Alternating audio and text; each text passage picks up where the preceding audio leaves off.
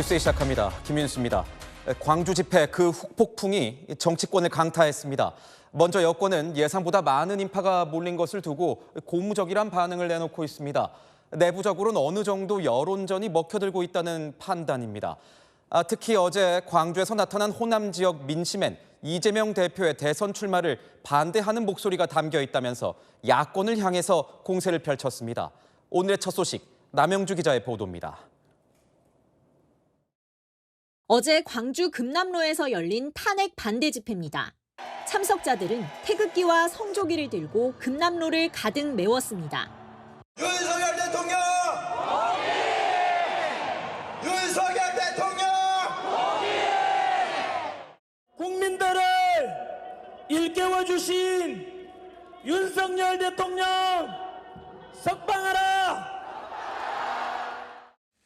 국민의힘은 광주에서 열린 탄핵 반대 집회를 비판한 더불어민주당을 향해 광주 정신이 민주당 정치인들의 독점적 소유물이냐고 반문했습니다.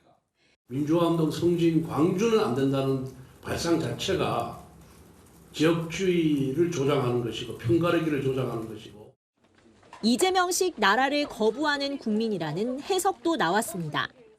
호남 출신 장성민 전 의원은 SNS에 금남로 3만 민심은 이재명 대표 대선 불출마 요구라고 주장했습니다. 한 TK 중진 의원도 이 대표에 대한 호남 민심이 결코 호의적이지 않다는 것을 보여줬다고 말했습니다. 윤석열 대통령 탄핵 심판 결과가 나오기 전 여론전에 더 불을 붙일 거란 관측도 나옵니다. 한 국민의힘 의원은 다음 집회에 반드시 참석할 거다. 무조건 마은혁 헌법재판관 후보자 임명을 막아야 한다며 지금 중요한 건 여론이라고 말했습니다. 결국은 국민의 목소리와 여론 아니겠습니까? 그래서 헌법이 절차적으로 잘못되고 있다, 폐행된다 그러면은 국민이 거기에 대해서 목소리를 내고 잘못된 걸 바로잡을 또 의무도 있다 그렇게 생각합니다.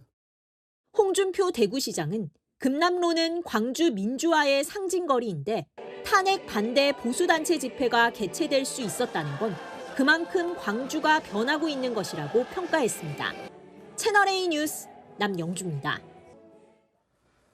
반면 민주당은 광주에서 열린 이 탄핵 반대 집회를 한 목소리로 규탄했습니다. 민주화의 성지에선 용납할 수 없는 일이라면서 광주는 하나라고 강조했습니다. 서주희 기자입니다. 민주당은 어제 광주에서 열린 탄핵 반대 집회에 대해 비판을 쏟아냈습니다. 이재명 대표는 전두환의 불법 계엄으로 수천 명이 죽고 다친 광주에서 불법 계엄 옹호 시위를 벌이는 그들이 과연 사람이냐면서 악마와 다를 게 뭐냐고 비난했습니다. 최소한 광주에서 내란 수괴를 옹호하고 학살을 지지하는 비상계엄을 지지하는 집회를 한다는 것은 홀로코스트가 행해진 곳에 나치 추종자들이 집회를 한다는 것입니다. 광주가 찬반으로 쪼개졌단 정치권 일각의 주장도 일축했습니다. 전현희 최고위원은 하늘이 두 쪽 나도 광주는 두 쪽 나지 않는다며 극우 세력이 벌인 만행을 결단코 용납하지 않겠다고 했습니다. 오히려 여당이 극우 세력과 함께 거짓 선동을 벌이고 있다고 주장했습니다.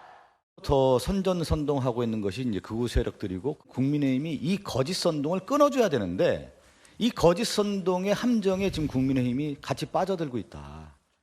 많은 인파가 몰린 것을 두고 탄핵 반대 진영에서 집회 참가자를 동원했다는 의혹도 제기했습니다. 박지원 의원은 일부 개신교 신자들을 전국에서 동원한 것은 예수님의 정의가 아니다라고 했습니다. 한 민주당 의원도 외지에서 끌어모은 사람들로 보인다면서 당 차원에선 걱정할 필요가 없다고 본다며 확대 해석을 경계했습니다. 채널A 뉴스 서주입니다. 네, 아는 기자 정치부 구자준 기자와 함께하겠습니다. 구 기자, 어제 광주 집회에 시민들이 얼마나 왔다는 거예요? 광주 집회는 경찰의 공식적인 집계가 발표되지 않았는데요. 비공식적으로는 탄핵 반대 집회에 3만 명, 탄핵 찬성 집회에 10,000명 정도 모인 걸로 전해집니다. 참고로 서울 종로 일대 집회는 경찰 추산 인원이 확인이 됐는데요. 반대 집회 35,000명, 찬성 집회 15,000명이었습니다. 탄핵 반대 집회 규모가 더 컸던 거군요. 그렇습니다. 그래서 국민의힘은 다소 고무된 분위기입니다. 탄핵 찬성 집회 규모보다 훨씬 많았다. 광주 금남로에 보수 집회 참석자가 이렇게 많이 모였다는 것 자체가 상징적인 사건이다.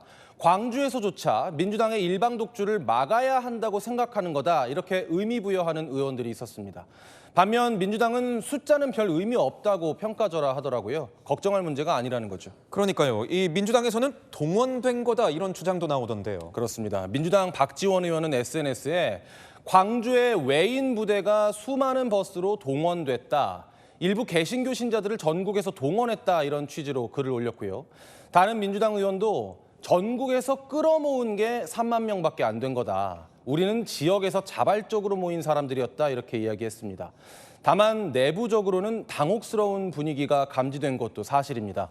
민주당도 집회 참석 독려를 많이 했는데 상대적으로 숫자가 적었으니까요. 오는 3.1절 집회는 전국에서 모인다고 하는데요. 양쪽 모두 총력전을 벌일 것 같습니다. 정말 총력전인데 이런 장외 집회가 이 탄핵 심판에 어느 정도 영향을 미칠 수 있는 겁니까? 일단 국민의힘은 그렇게 보는 것 같습니다. 여당 전략은 두 가지로 나눠볼 수 있겠는데요. 우선 마은혁 헌법재판관 후보자 임명을 여론으로 최대한 막아보자는 겁니다. 마 후보자가 임명되면 탄핵 인용 가능성이 커진다는 거죠. 여당 의원 40여 명은 내일 헌재에 항의 방문할 예정입니다. 두 번째는 조기 대선인데요. 윤석열 대통령 탄핵이 인용이 되어서 대선을 치르게 되더라도 지지층을 결집하는 효과가 있다는 겁니다. 사실 국민의힘 내부에서도 헌재가 여론에 영향받지 않을 거라는 전망이 있거든요. 국민의힘은 대선 이 두 글자 입 밖에 꺼내기 쉽지 않잖아요. 하지만 현실화된다면 전국적인 탄핵 반대 집회는 효과적인 전략이라는 겁니다. 반대로 민주당에서는 어떻게 보고 있나요? 민주당은 윤 대통령 탄핵 인용은 변하지 않는 결론이다. 이런 확신이 있습니다.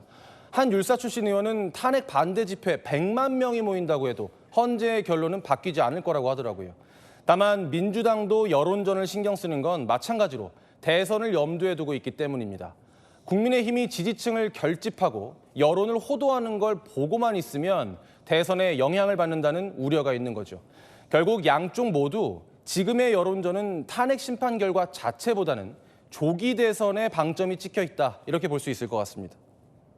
네, 지금까지 아는 기자였습니다.